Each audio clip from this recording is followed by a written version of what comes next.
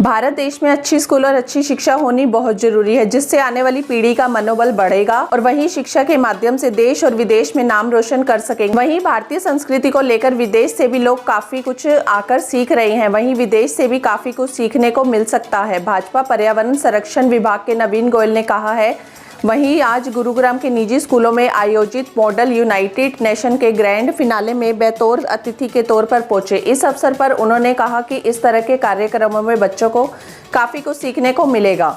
इस तरह के कार्यक्रम हर बच्चे के लिए बहुत जरूरी है, जो बच्चे अच्छी शिक्षा पाकर विदेश में जाकर देश का नाम रोशन करना चाहते हैं। वहीं नवीन गोयल ने यह भी कहा कि इस तरह के कंपटीशन से बच्चों का मनोबल तेजी से बढ़ता है।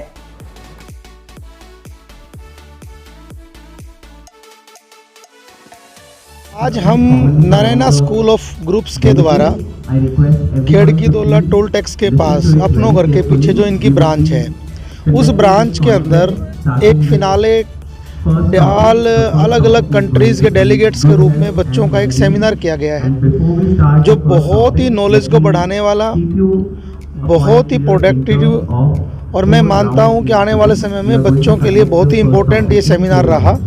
आज मैं स्कूल की प्रिंसिपल मैम खरबंदा मैम को बहुत बधाई देना चाहता हूं। नारायणा स्कूल की पूरे देश के अंदर 700 ब्रांचेज हैं और गुरुग्राम के अंदर 5 ब्रांचेज हैं। और क्योंकि गुरुग्राम आज एक बढ़ता हुआ शहर है, मिलेनियम सिटी है, न्यू ग्रोइंग सिटी है, आज करीबन 35-40 लाख के पास आबादी हो गई है, तो अच्छे स्कूल्स का होना और अच्छे स्कूल्स के अंदर इस तरह का सेमिनार्स का होना बहुत ही महत्व रखता है।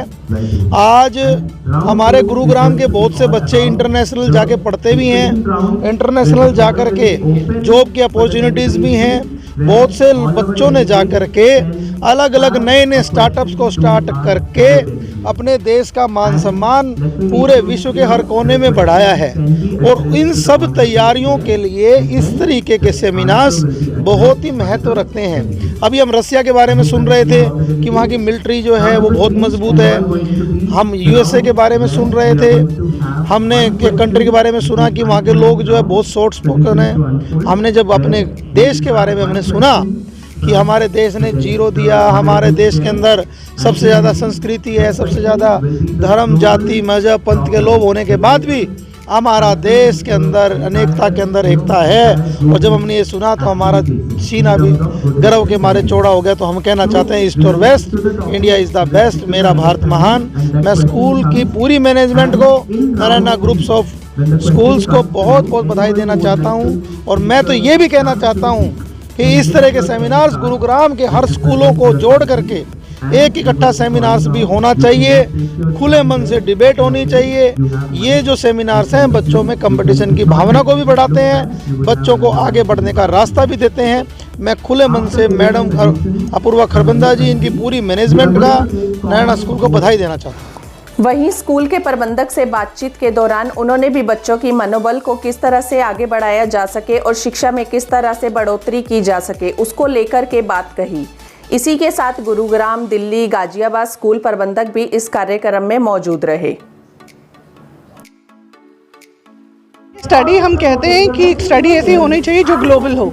अभी आप देख रहे हैं जिस इवेंट को आप कवर कर रहे हैं, एमयूएन में भी अभी हमारी 13 कंट्रीज वर्ल्ड की पार्टिसिपेट कर रही हैं। तो हमारा सिस्टम सिर्फ कॉम्पिटेंसी नहीं बढ़ाता, हमारा सिस्टम वर्ल्ड सिटीजन बनाता है, जिसको अभी आप कवर कर रहे हैं। साउथ सिटी से स्केटिंग कॉम्पिटिशन में हमारा हरियाणा का स्टेट लेवल फर्स्ट चैम्पियनशिप का आया है। इसी तरह हमारे पास गाजियाबाद, 37C और मानेसर की हर एक ब्रांच पार्टिसिपेट करती है, नॉट ओनली एकेडमिक बट खेल कूद में भी बराबर।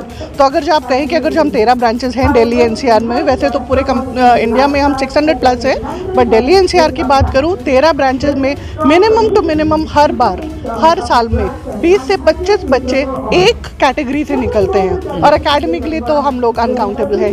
एजुकेशन फील्ड में रेवोल्यूशन आ चुका है and we know with coming of NEP what we are doing.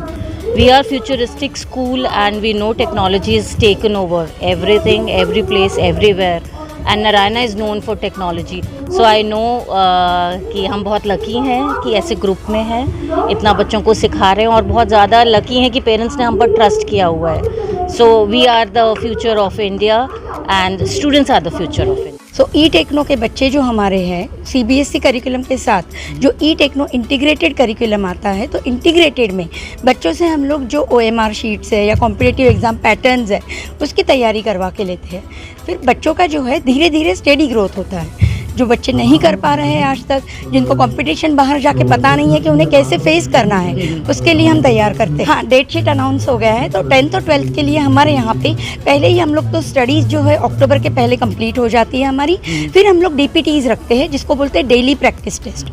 अभी भी हमारे पहले DPT और दूसरे DPT खत्म हो गए हैं और अभी हमारा प्री बोर्ड स्टार्ट हो जाएगा। DPT में सर एक्चुअली ये ऑफलाइन है। उसमें कैसे होता है कि बच्चों की एक्स्ट्रा रेमेडियल क्लासेस भी चलती है। जैसे हम लोग 2 ग्रुप में डिवाइड कर देते हैं बच्चों को कि जिनको थोड़ी डिफ़िकल्टी है लर्निंग में, उनका एक ग्रुप रहता है जो अबव एवरेज ग्रुप होता है। फिर अलग अलग टीचर्स उनके साथ बैठ के उनको अलग से पढ़ाई देते हैं, पढ़ाई करवा। जब वो 12th में आए और एकदम 11th और 12th में जब बच्चे को एकदम IIT JEE मेंस के लिए या नीट के लिए या किसी तरह का कॉम्पिटिटिव एग्ज़ाम के लिए प्रेशर ना रहे, तो इसीलिए इनको जो ट्रेनिंग दिया जाएगा वो 4th स्टैंडर्ड NTOP के ज़रिए किया जाएगा और 6th क्लास से जो है JEE मेंस का एग्जामिनेशंस के ज़रिए करेंगे। और not only this one, once the student has written the exam, then they'll be compared with the all India students. इनको बच्चे को all India रैंक दिया जाएगा and accordingly the student will be getting progress.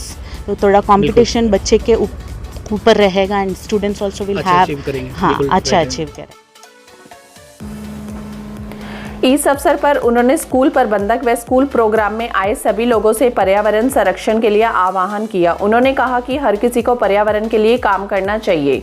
Haryana metro news के लिए संवाददाता की report.